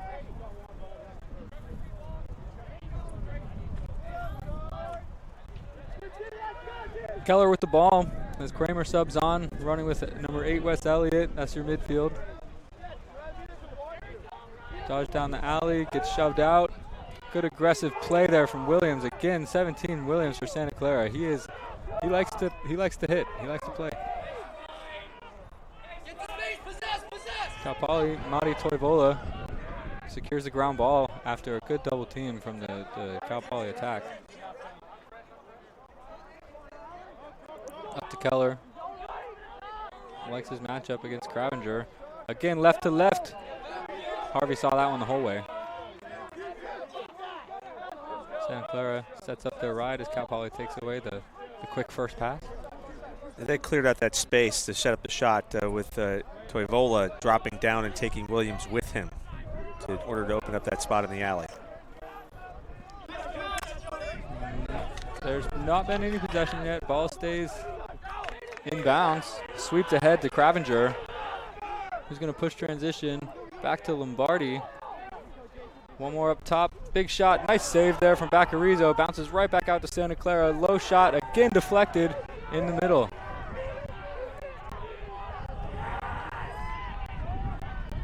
That was, I believe, Tanner Collins picking up the ground ball. Toivola smartly decides to pull it out as they do not have a number advantage.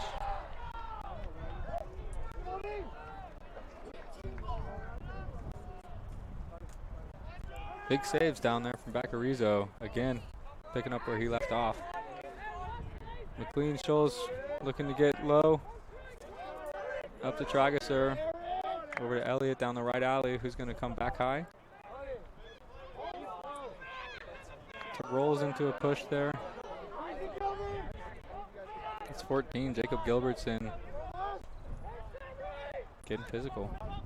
Skip, finds no one.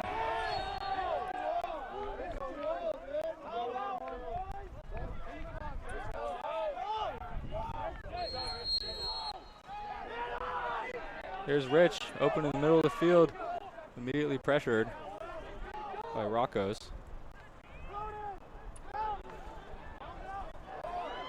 It's a hectic game man is on. Yeah. I think what's happening, or it feels like what's happening right now, is a lot of guys looking for their teammates to make a play rather than working together. Individual effort is good, but it takes a team to make the right things happen. As Coach Dabrio said with John at halftime, a lot of these guys are looking at their mirror guy and then running right into him instead of operating with a little more autonomy and saying, I need to be the one to step up and make the play. It's a bit of a, I'll leave it, you take it mentality going on.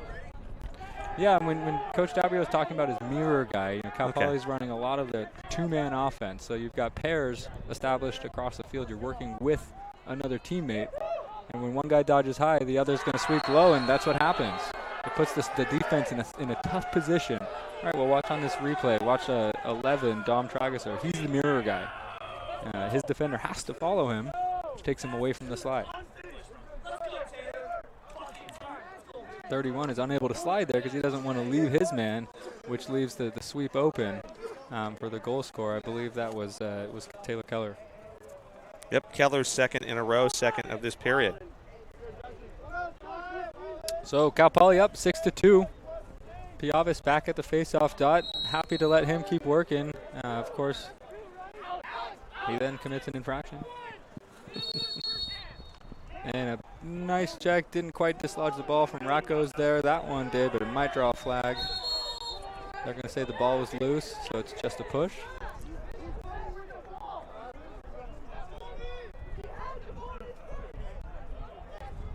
Long story short, these are some pitched battles that are happening out here, but Santa Clara's got to get their offense going. I mean, it's Cal Poly's figured out how to play defense every time Santa Clara has scored. Cal Poly's defense has tightened up and allowed very, very little. Rocco's throwing 2 takeaway checks in a row, able to keep the ball for the Mustangs. That's 2 on Trevor Williams, one of the goal scorers for the Broncos, excuse me. We got 2 horses out here. Good checks from Rocco's right there. Miko with the ball. I think this next goal is a very, very important one. In lacrosse, it's 4 goals versus 5 goals, sure, but it's 6-3 as opposed to 7-2. Agreed. Santa Clara's got to find a way to maintain contact. 2-man game again. Mirror guy doesn't go. Trageser puts it off the pipe. Will it stay in bounds or go out? There it goes smartly. Miko does not play the ball back there. He lets it bounce out, secures the backup. Fresh shot clock. Miko's got a good dodge. He's going to take his guy around. Skip, good check there. Number 9, Will Holler, able to cause the high pass. We do have an injured Mustang behind the play, but advantages for the Broncos. They're going to let him push, and Lombardi just shoots wide. And we'll stop play here for 55. That is A.J. McLean Scholes. I think he was the one who tried to come down with that pass, and I didn't see what happened. We've got trainers running out to the field. I don't want to speculate here, but it does seem that he's grabbing his lower body there, maybe his knee. They seem to be working on his left knee, yes. And that's about all we can say at this point.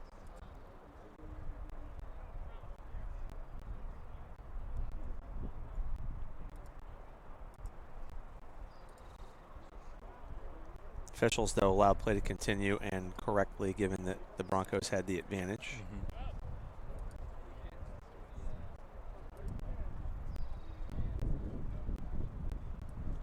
see Coach Dabrio out there working with the trainers to support AJ on his way off the field.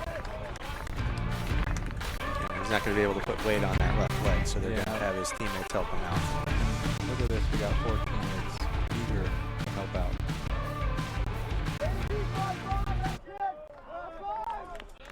Yeah, not putting any weight on that left knee, so you hope that everything's okay for AJ McLean-Scholes.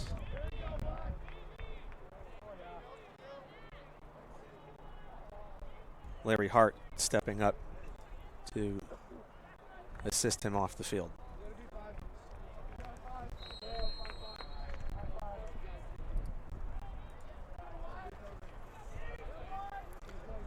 Well, it takes the air out of the game a little bit, but we actually do have game action currently. I'm sorry, I was watching the player get carried off the field, yet they resume play over here. Lombardi has it. He's got a shorty. And he is putting weight on his left foot as he approaches the bench, so it's good. He actually is able to walk over to the trainer's table, so that's a very good sign. But AJ's in a lot of pain. You can see him grimacing as he walked past our broadcast location. Good back check. Here's Williams with the ball.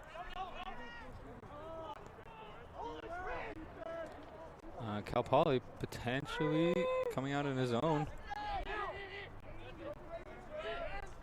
A different zone from what they've shown in the past, having watched a number of Cal Poly games. Right off the helmet. That was number 33, Jake Brown, taking the shot right in the dome. That's why we wear helmets. Yeah, he's an English major. He's got a good hard head. Falls behind. Good hitch right there from number 40. Takes a shot. That was Thomas Honey. Again, get the hitch, getting top side. He did shoot high. I don't see the shot clock right now, but I think there's low time. Lombardi looks to get a shot. Again, misses cage. And there's our shot clock violation. So it'll be Cal Poly ball. A good mix-up from D coordinator Morgan Wyrider. Throwing a zone at Santa Clara, maybe when they weren't expecting it. How often do you take one off the helmet like that? I got a good story about taking one off the helmet. All right, we'll save that for the quarter. But it happens. You know, as you run through, you're thinking about your rotation. You're thinking about where your guy is, where he's going. Not necessarily always watching the shooter, and so sometimes you just get caught off guard by it. Wes Elliott takes a shot. Checked as he shoots. The ball goes wide. That's Toivola behind, and here comes two-man game with Brady Desgaurain. See if they can get a shorty on Toivola. And they do. Toivola, great shot right there as he comes around from X. Swinging his stick, kind of almost a screenshot there, finds the far pipe. That's number 9, Mati Toivola. Give the honorary assist to 12, Brady Desgaurain, for taking the big hit off the pick. Yep, I can't write it down here on the pad, but Brady certainly, in our hearts and minds, deserves an assist there. Yes, well played, and that completes the hat for Maddie. There you go. And here we are, 7-2, which has a much different feel to it than 6-3, so credit to the Mustangs for finding the energy. It can be hard when one of your teammates goes down to find the energy to keep playing and keep fighting. And a big hit off the face-off there, but Ryan Flaherty, senior D-Midi, up for the challenge. Yeah, it was freshman Jackson Hollins from Ojai who laid down that hit. High pass from Guy Lyons. Might be saved by Toivola, and it is. Finds Roccos, who makes the pass that's going to go over the midline for an over and back. Frustrating if you're Coach Dabrio there. Great if you're the Broncos. Defense caught in the sub game. Caught unawares there, and I believe that's 40. That's Honey coming down. No slide. All right, I'll take it. And got there all on his own, and even took a collision with 24 and Tanner Collins, and looked down at Collins and said, I think I got the better of that collision, and I got the goal. Good response goal there for Santa Clara. Big.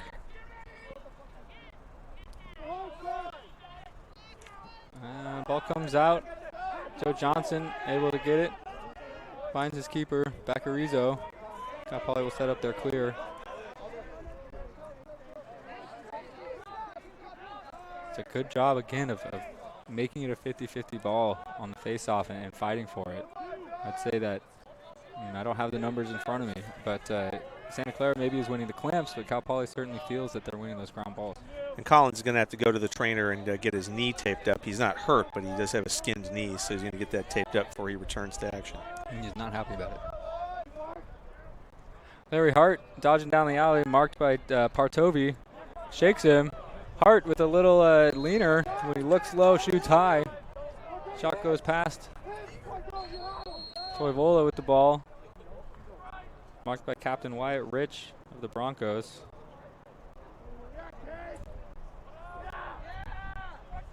Pass to the crease, didn't connect, but Cal Poly keeps the ball.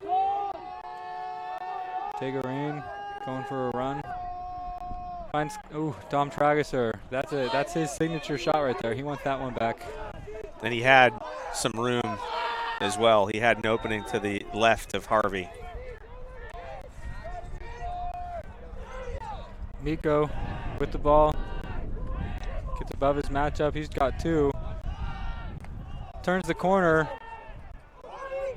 That shot was blocked and then caught by the Broncos defender in the crease there. Smartly dishes it to the keeper, who clears the ball efficiently. And we are running, and there's a turnover. Mark Ellersick makes a great play in the clear game. Unfortunately, throws an errant pass, a low pass that his teammate is unable to handle.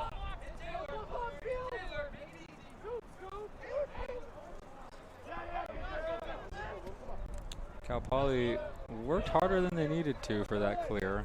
I think it was a little bit of a force. Sometimes when teams run a good zone ride, just there's a lot of things going on in the middle of the field. Clusters it a little bit. Good job to come away with the ground ball there. Larry Hart with it. Good stick protection over to Trageser.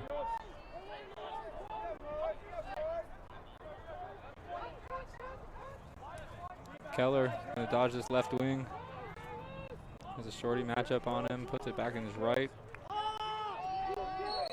Steps in the crease, and that's a turnover. We got Bronco ball.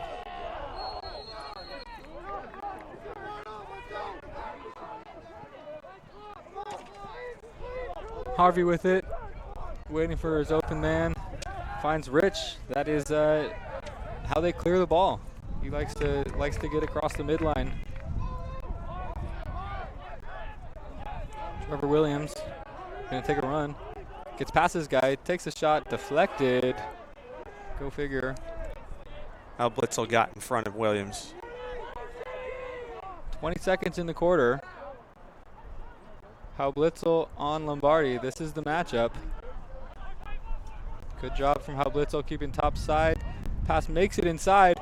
Oh, and a nice attempt right there from, I believe that was 40 Honey. But looking for the backhand finish off the pipe, and there's the buzzer. Nice finish to the quarter right there. Both teams playing hard, and we've got the electric 15 minutes coming up. The real question is, can Santa Clara climb back in? It's a smaller version of what we discussed in game one. Cal building the 5-0 lead over Santa Barbara and then hanging around and playing their game and sticking with that lead. Cal Poly has also built gradually. They were ahead 2-0 and then 4-1 going into half, and started this third period with a goal to go ahead 5-1. And Santa Clara has clawed back since then. But now, as you've pointed out, 4 goals is not insurmountable here in the final quarter, but it's going to take a lot. And it's going to take people like Williams connecting. And it's going to take Santa Clara having a more success around the crease. When they get down to Lombardi, he's going to have to find that angle that he hasn't really been finding much today. Yeah, I think, fourth quarter of a hard-fought game, maybe it's a little hot, boys are tired. What you need to avoid is your own mistakes. You cannot shoot yourself. You can't beat yourself here. We can't have failed clears. We can't have unforced turnovers. We can't have penalties. So if you're Cal Poly, you need to limit those. if you're otherwise, you maybe let Santa Clara in. If you're Santa Clara, you cannot have any of those because you need this quarter to be near perfect. All right, quickly, if you can, and if not, we can always hold it over to tomorrow. What's the helmet deflection story? All right, down in San Diego, playing a game. I believe we're man down, so we're rotating more in defense. I rotate. I'm on my guy. I rotate down to another guy. They pass it back to the first guy. I get up there. He takes a shot, and it just gets right on my neck. And so not protected, and I kind of stumble out of there. But I don't go down, and you can see it on the game film. I kind of try to come back in, but I can't really play. I have one stick out there, not doing anything. And then you see our team just collapse on it, and I think it's just a fun memory of teammates backing you up when you maybe have an injury, you have something go wrong. Teammates are there to help out. Glad to hear that it had a good outcome. Yeah, I had a bruise for a while. Yeah, I was just saying that left a mark. All right, Partovi, this is what you want. Wins one right away, down the aisle. Oh, right down Broad Street, puts it past Baccarizo, and this is ideal start for the Santa Clara Broncos here. 7-4. Nothing easy. Wow, he just is slicing Cal Poly's defense right out of the faceoff. That is a huge opening goal for Santa Clara. It's the first time they've scored first in any quarter today. Yeah, Partovi, who just won the faceoff and scored, he subs off as Jackson Hollins comes on. And we've got a bit more of a scrum, but Hollins wants some. He comes out with the ball. When they get one here, they're going to feel like they're right in it. They are right in it. Lombardi against Hablitzel.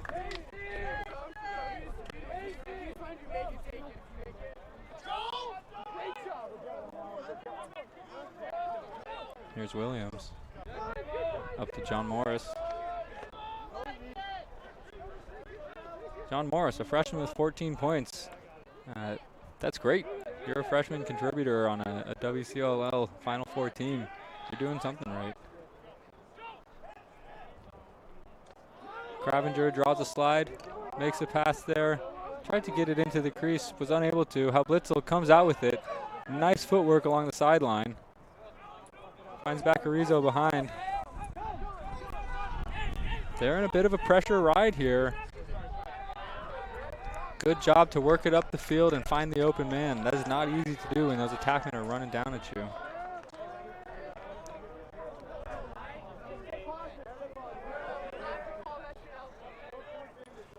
When Hablitzel picked up that ball back there, he's doubled, and really that was a great play by him to keep it inbounds and to find the open man. And take away any momentum Santa Clara enjoyed from Partovi scoring that goal just a few seconds into the period. Working over to Keller, who goes behind to X. Tries to squeeze it to Toivola on the crease. I think he may have got a shot off there. Somehow the ball makes it through. Oof. Brady Desgarin goes 5-hole, possibly. Definitely low. Either way, it's a goal, and the Cal Poly bench explodes. Yeah, and they rest the momentum back, as we were talking about during the quarter break in Santa Clara. They draw first blood, but then they give up the next goal. They turn over on their next possession. Look at this. Santa Clara wants a moving screen there. Maybe had an argument, but it's a moot point now. And fair to say that the officials have let this be a free-flowing affair. Number, a lot of whistles. 20, Ellersick, getting physical on the face-off wing. Kind of like to see it.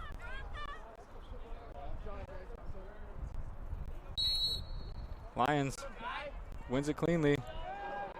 Good dump behind right there. Finds 29, Aiden Toole. Smart plays. He's getting squeezed by two Broncos to just dish it to space.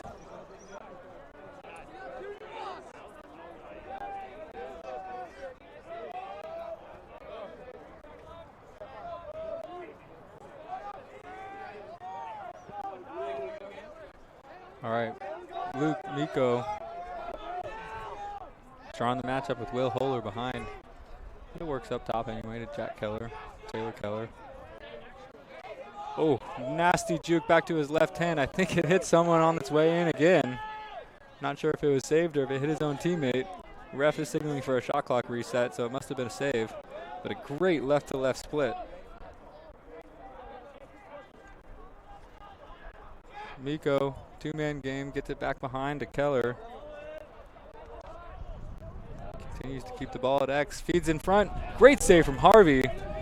Can he make another? Oh. Didn't see if that one was saved or if it went high. But a good save the first time around. It was gathered up by the Mustangs, who immediately shot again, and he was up for the challenge.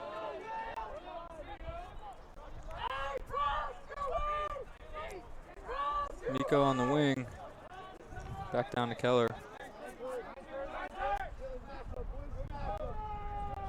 Keller wrapping around, shoots low, bounces it wide. Nice long possession for the Mustangs here. Something referee calls my time for something. And we'll resume. We've got Miko going against Holler here. It's a fun matchup. Holler, Coach Dabrio, thought that Holler was the more talented defender, but unable to stick with Miko right there as he gets his hands free just enough to find Toivola crashing on the crease. And that's a familiar sight. 3-9, not the score, but number 3 to number 9. I see what you did there. Almost was the score. Yep, and that was how they built their first 2 goals, and that's been the way they've played it all afternoon. Seem to be so in tune with one another, and they're helping Cal Poly gain separation with a little over 11 minutes remaining. And there's an infraction right there. So the face-off rules, you have 2 steps once you have the clamp to get it out of your stick. Right there, they say that that Partovi took more than 2 steps, and therefore it's awarded Cal Poly ball.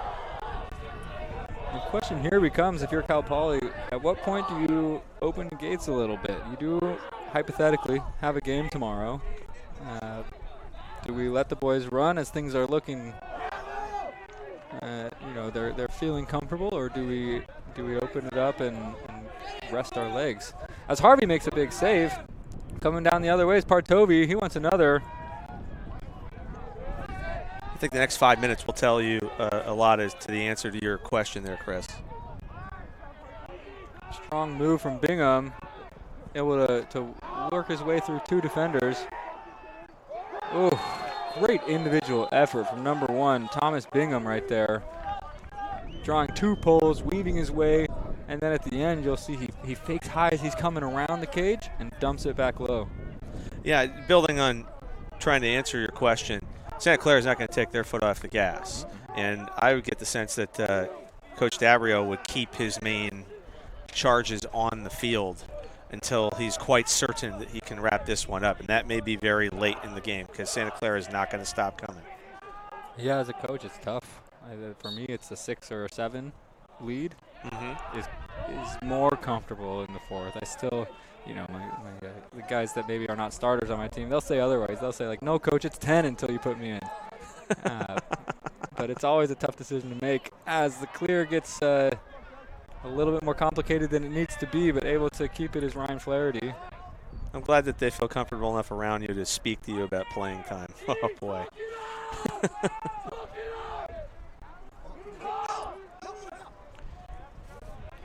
That's 21 Piavis with the ball.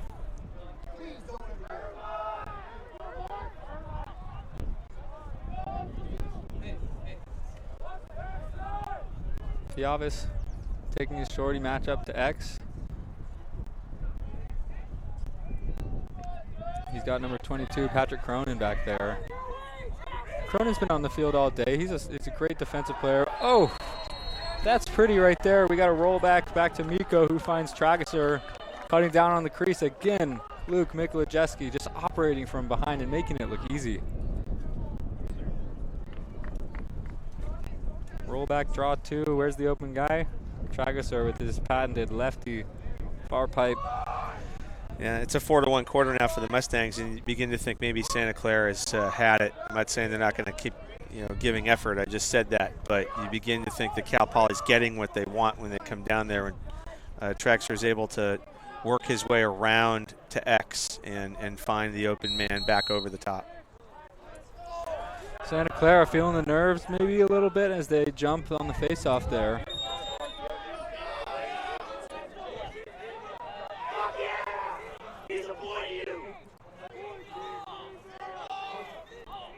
Not sure how much our cameras are capturing here, but the benches are emotional, to say the least. Yeah, at one point in the second half, Santa Clara felt like their bench was louder, but Cal Poly, now sitting on a lead, they feel is ever more secure. They're beginning to feel their oats, and understandably so, as they're just 9 minutes away from a date with Cal tomorrow for the championship. Pass back to Trageser. Miko coming up, unable to handle the pass. Tough decision there from the Santa Clara player. It's always difficult to go back to your goalie in that situation. The ball's down, everyone's firing to the ball. You want to get it to your goalie to make. He's the guy that runs the clear, right? But that's an easy spot to throw, a bad turnover there. And in that situation, the goalie's behind the cage. Heads up play for sure, and a nice finish from Trageser. But you don't want to make that little flip pass to the goalie. You'd rather, maybe roll to the outside, because that's very dangerous. And again, you're going to know a lot better than me, but Harvey has played out of his crease a lot in this game, and they even clear that way, and it seemed that he got burned by a tendency to be comfortable coming out of the crease. You're already down by 5 goals at that point. Do you really need to be back there and leaving your goal unattended? And Harry hindsight being 2020, I'd argue not. Well, he's back there to support the ground ball, right? Mm-hmm. Okay. Will Rocco's making a great play on the faceoff, secures a ground ball, and again dumps it to space. This is a thing that Cal Poly's been doing a good amount. As Santa Clara is fast to jump the ball carrier, there's space behind them, and so whether it's a good pass or not, you're just passing to space and letting your teammate make a play. Santa Clara potentially in a zone here as they try to prevent some of those passes into the crease that have been just eating them up. Toivola passes up. That's Hart.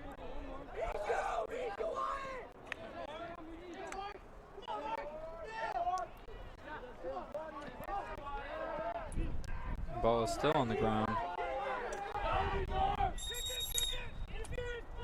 Yeah, I think that's the right call. We had a push or interference, which maybe he thought the ref thought the push was more than 5 yards away. Either way, I do believe that's the right call. Yeah, and that ball was on the ground long enough you figured we were going to have a whistle sooner or later. Rich brings it down. Lombardi secures. Hey, let's see 17. Dom, let's see him. Hey, Joe, you ready? Hey, switch with Dom. Yeah, good goose.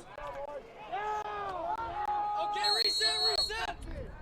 Good job there from the Cal Poly pole. I think it was 17. Max Kovac gets the ball on the ground, unable to come up with the ground ball, but disrupting play enough.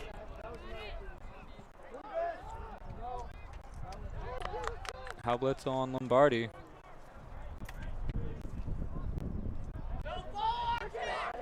Lombardi, a left-handed player, so Halblitzel playing that. Lombardi with a good roll inside. That's just a great play right there.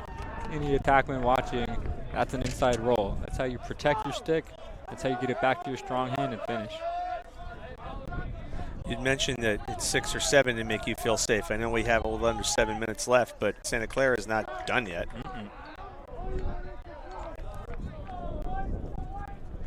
And remarkably, if my records are accurate, that's Lombardi's first goal. And I think that speaks to the defense of Cal Poly, and especially number 99, Griff Halblitzel. Of course, we talked about it at the top of the broadcast, the awards that he has collected over his career. And that's a heavyweight matchup, and if that's the first one for Lombardi, you're happy. You're happy if you're Halblitzel. And that's a frustration penalty right there for number 5, Jackson Hollins, as he wins the faceoff, and then he's eyeing the guy all the way over here. Takes a knee looking directly at the bench as if he didn't do anything wrong. Yeah, and Guy Lyons exchanged some words with him as they were both coming off the field. Yeah, these guys have been battling all day. I think it's an emotional game, and you know, maybe he thought he had the ball, but you can't check the guy when he's laying on the ground.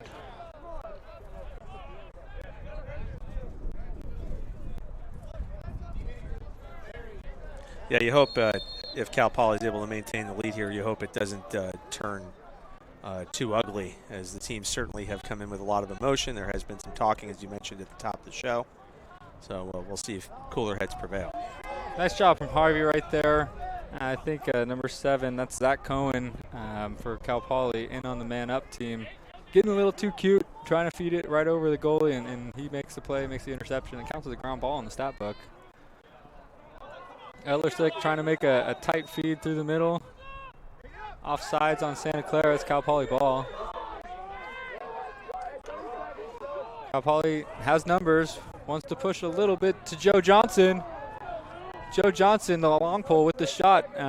He is an offensive threat with Joe Johnson. He's got 7 goals on the season with a nice handle. But on the other side, we're playing offense. My apologies. I looked at my stat sheet and didn't see Santa Clara move the ball up the field quickly. And that's a man down. That's a man down goal for the Broncos. Right over to Bingham with a nice finish. That completes his hat trick, and you will give the assist to Honey on that, right? Absolutely. I don't like giving a St. Ignatius man credit being a Sacred Heart Cathedral guy, but I'll do it if I have to. Like John, he's doing a good job with the interviews. Begrudgingly. Hey, an SI and SH guy can work together. Peace in our time. Guy, that was Guy Lyons again winning the faceoff. Penalty has expired, so we are all even. And we're a 4-goal game here. We got 5 minutes left and 4 goals to play here. Santa Clara needs a stop, needs another goal, and they are right in this thing. Santa Clara keeping their zone. Elliott skips it all the way across, finds Dom Tragesser on the backside, and tough one for the goalie to track there, and that skip goes through the entire defense. And certainly from a scoring standpoint, Dom has been the MVP of this 4th quarter for Cal Poly. All 3 of his goals have come in this period. He has taken over, and you can see, and that's why he's a captain, that's why he's a senior. And that's how you beat a zone. You skip passes through, and you have guys in position to catch and score. Yeah, that was, you had hit the nail on the head. That was a big goal for Cal Poly. If Santa Clara comes up with the stop there, then things get interesting. But now, 5-goal game, 5 minutes to go, you wonder. Ball is still down. We got a stick on the ground as well, and Lyons comes out of there. Really just a gutsy play right there.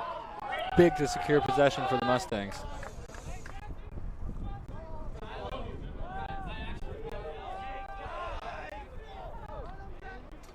Cal Poly bench congratulating Guy Lyons. He's a sophomore.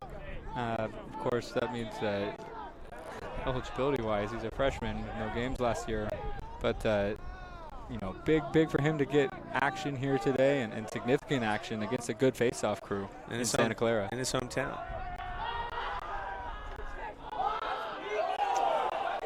That was Brady Digarain trying to dodge through the defense there, drawing a flag.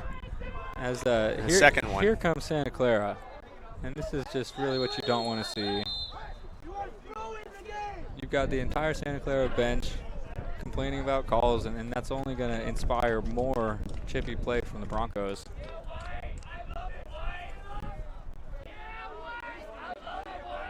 Yeah, Goodson had drawn a flag, and then up toward the center line drew a second flag as the play continued while Cal Poly worked out the opinion.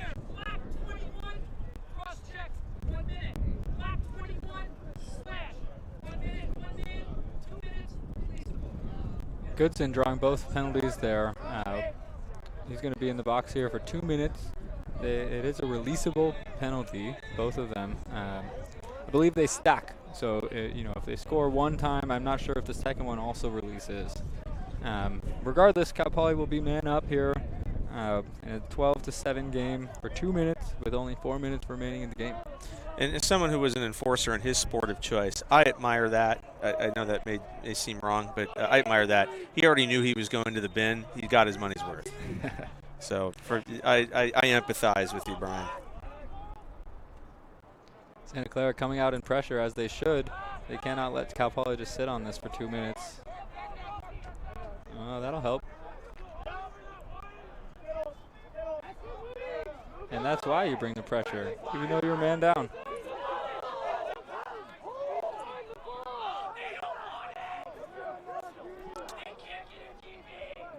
Toivola comes out with it, finds a streaking player, elects not to shoot because they want to work backside.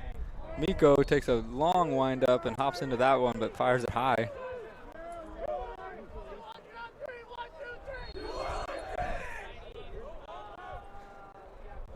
Ball comes in. Still a good amount of pressure. Trageser again. Is that 5 this quarter? 4. I have him for 4. 4 1/4. That's objectively pretty good. Yeah, and again, it's just, I think the case is, we talked about it throughout the game. You know, these two teams came out so keyed up. If one team had a lead toward the end, as Cal Poly has done, would the other team kind of show that, hey, you know, we may have exhausted a lot of our emotional reserves early? Maybe that's it. Maybe it's not. But Cal Poly has definitely pulled away here. It was 7-3 when this quarter began.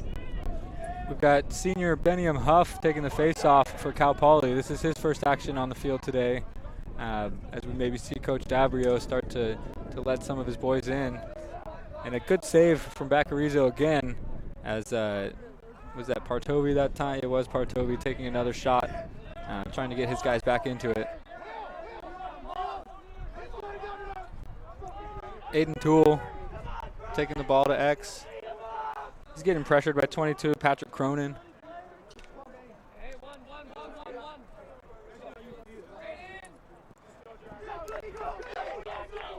Trageser with the ball. First time maybe he's carried the ball in a while. He's a finisher, but now he's carrying the ball at the top. He's drawing Mark Ellersick, who he's also, we've been saying his name a good amount. Cal Poly late in the sub game, not sure quite what's going on. And Coach Dabrio echoes that. He says, what are we doing over here? But now we've got an open look. Trageser wants 5. Shoots wide.